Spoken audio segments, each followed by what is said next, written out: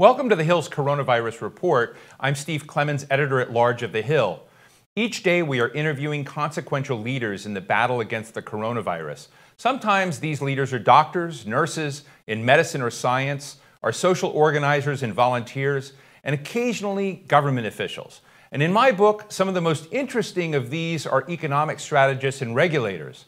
The civic and economic side of the COVID-19 fight is becoming more important as we discuss opening the economy and as we consider taking on more and more debt to hold things together. My next guest can offer some perspectives on the economic and the social psychological side of the COVID equation. 6 years ago, he literally wrote the book on what we're facing called The Next Economic Disaster, Why It's Coming and How to Avoid It. He has been working with the governor of Pennsylvania, Tom Wolf, on the governor's cabinet on how to get the balance right in thinking about restarting the economy and protecting the public from a next battle with the coronavirus. Richard Vague, the Secretary of Banking and Securities for the state of Pennsylvania, thank you so much for joining me. Richard, let me just ask you, you have written a lot about economic crises and about debt, both public sector debt and private sector debt. Did you ever imagine that a pandemic would be the thing that would come in and gut punch the U.S. economy and reveal all the problems that we have inside, these kinds of things that you've been writing about for quite a long time? Certainly didn't expect something of this magnitude with this kind of consequence. But we do have precedents. The Depression of 1920 had at part and parcel of it the Spanish flu pandemic that lasted from 1918 through 1920. And when you look at the state of Pennsylvania today and how it's doing, what are you most worried about? What is on your radar screen when you look at the economy and you look at the tension with what's going on in the public health front? You know, the bankers in Pennsylvania and across the country have been doing a terrific job stepping up, working with customers. A huge part of that is the Treasury's $350 billion for small businesses. But as you know, that has been entirely used at this point in time. And we understand there's as many or more applications that did not get processed and did not get funded than did get funded. And that implies that there's a need that might be at least another $350 billion, if not far more than that, that needs to be met, and it needs to be met quickly. We just had on another Hill TV show called Rising an interview with an editor from the American Prospect magazine. And this editor was very critical of the way the governance is set up right now on these small business loan programs, because he says the banks have no, there's no real casualty, there's no governance, very little governance for the process of looking at how these loans are getting out there because there's such demand. But at the same time, they are able to rack up lots of fees. Are you worried that the incentives are misaligned right now on getting those loans out the door? I don't see it that way at all. I think the bankers are, the interest rate on these loans is very low. There is a processing fee. These banks are working 16 to 20 hours a day to try to get these things done. The system has all sorts of operating difficulties with it. I think that the incentives, if anything, either they're appropriate or they're not quite sufficient. But the objective, as you recall, would be to get money in the hands of small businesses. And we're doing that. We just need to do a lot more of that. Richard, I want to read something to you that I read in March in Psychology Today. It's a fascinating treatment of the way to look at this virus. And this was written by a gentleman named Samuel Paul Vessier. He wrote, "COVID-19 is turning out to be a remarkably intelligent evolutionary adversary. By exploiting vulnerabilities in human psychology selectively bred by its pathogen ancestors, it has already shut down many of our schools, crashed our stock market, increased social conflict and xenophobia, reshuffled our migration patterns, and so on. We should pause to remark that COVID-19 is extraordinarily successful epidemiologically, precisely because it is not extremely lethal. In other words, it's not killing us at a level where it would kill all its hosts, but it is paralyzing our society." I found it a very interesting way to look at a pandemic and what it's doing to us socially as opposed to physically. And I know that you're a student of history. You look at these questions, and I'm interested in the social resilience dimension of this. What do we have to do in terms of shoring up society and economic resilience in a way that we're not doing now, that is kind of missing what COVID-19 is really doing to us? The consequences are profound, but I am extremely optimistic about the resilience of the human spirit. I have no doubt whatsoever, and I see all around me people coalescing in new ways to provide comfort and rejuvenation to each other.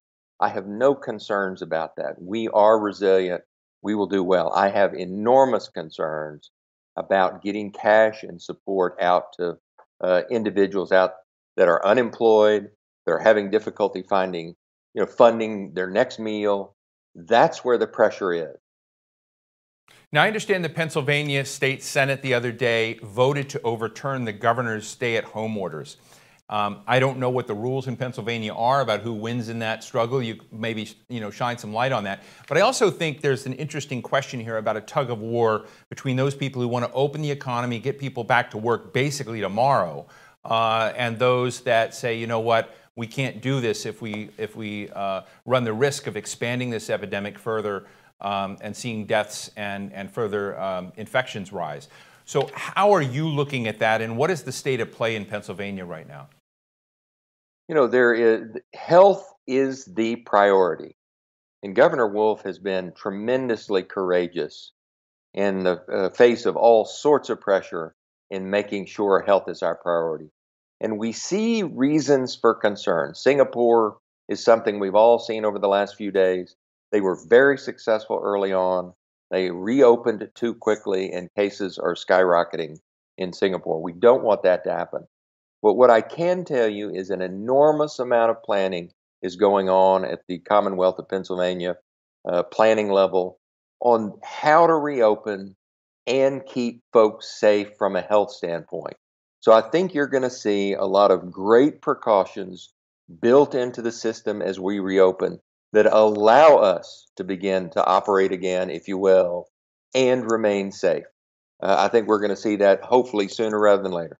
Now, I know it's hard as a government official, as a secretary in the governor's cabinet, to be self-critical, but I'm interested in what blind spots you think the current government has in dealing with this. I think I won't be critical of the state of, or the Commonwealth of Pennsylvania, because I think I see all my colleagues working so hard to get things done. I think the issue, whether it's at the state or the nation or the world, is exactly the same issue, and that's funding. And the central banks and the federal government are the mechanism for getting funding out.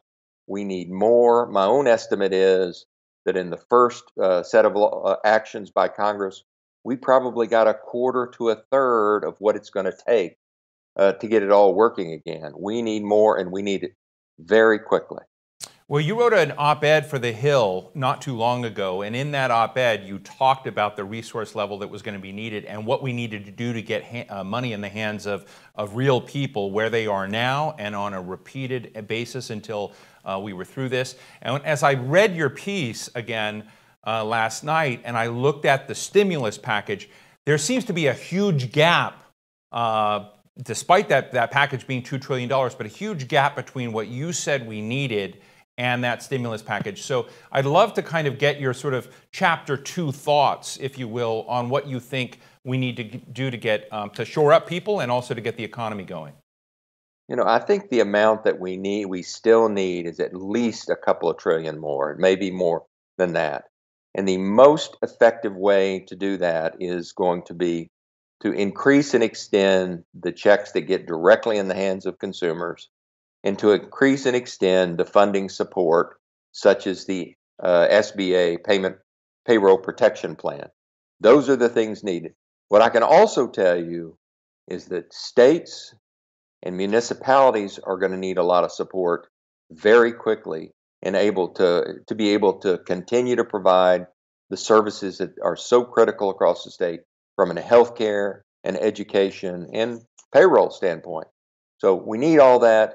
And frankly, getting it a month or 2 or 3 from now is going to compound the damage. We need it this week. We need it next week. I'm interested in the questions of what our social contract is going to look like in the future. with working families and people are out there. And there's been whether it's been automation and technology, whether it's been offshoring and trade, there's been sort of a steady drumbeat against workers for a long time in the United States.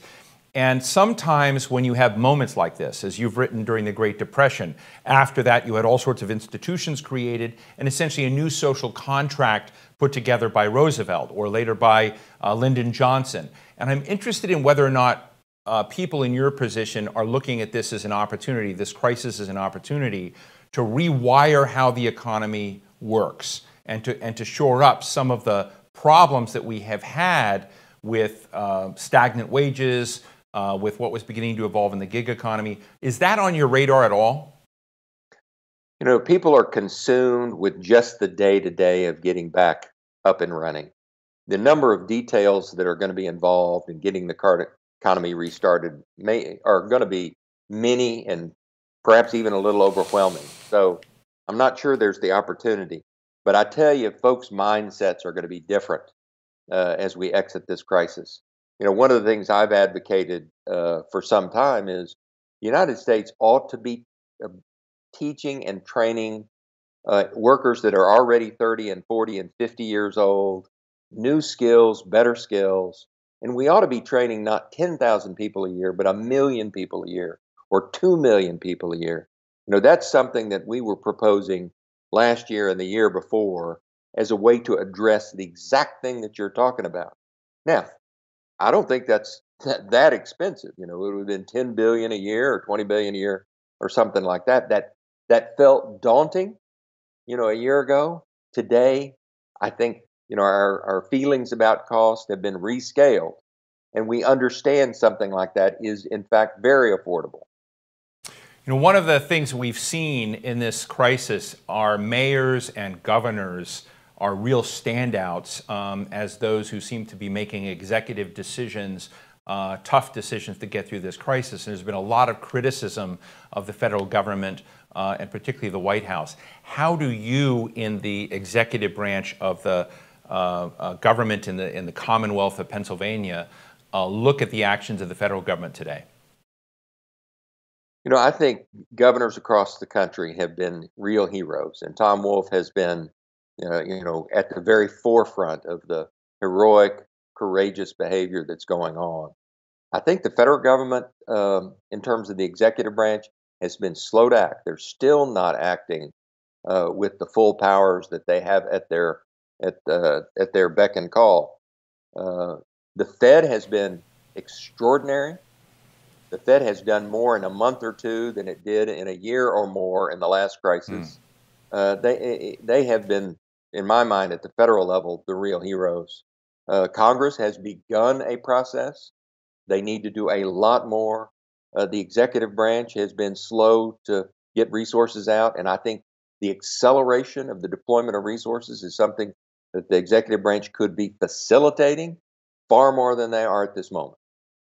In our last couple of minutes here, Richard, I'd love to get your thoughts on debt. You've written more than anyone I know on private sector debt, but we're about to see the accumulated national government debt of the United States surpass the size of its entire economy. You've asked for many trillions of more in terms of a next set of stimulus packages.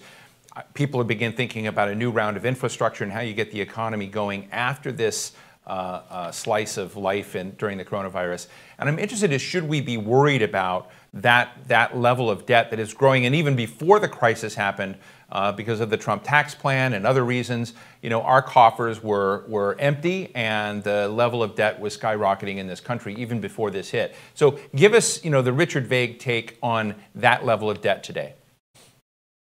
As regards government, federal government debt specifically, make no mistake, we have ample capacity to do what we need to do. Government debt to GDP was about 106% on December 31st of 2019. In Japan, it's 238%. That gives you a sense of how far we could continue to go and still have additional capacity. I think even with all that's in the pipeline, the federal government debt to GDP will be about 130% perhaps. That is not a level that is a problematic level. We still have ample capacity. There's any number of theorists who've shown that the spending at the government level creates identical assets or wealth in the private sector, and that's actually the way the accounting for that works. The other thing that I would be sure and mention is people worry about inflation as a result of this. All of our research has shown that the opposite is what we ought to be concerned at. Rising debt levels over the last 40 years had invariably resulted in lower interest rates, not higher interest rates. I think that will continue to be the case. I think the pressure on interest rates will be for them to go lower. I think there'll be deflation, and that's what we need to be concerned about. Well, Richard Vague, Acting Secretary for Banking and Securities for the Commonwealth of Pennsylvania, thank you so much for joining us today. And thank you for joining me for the Hill's Coronavirus Report. Have a good weekend and be well.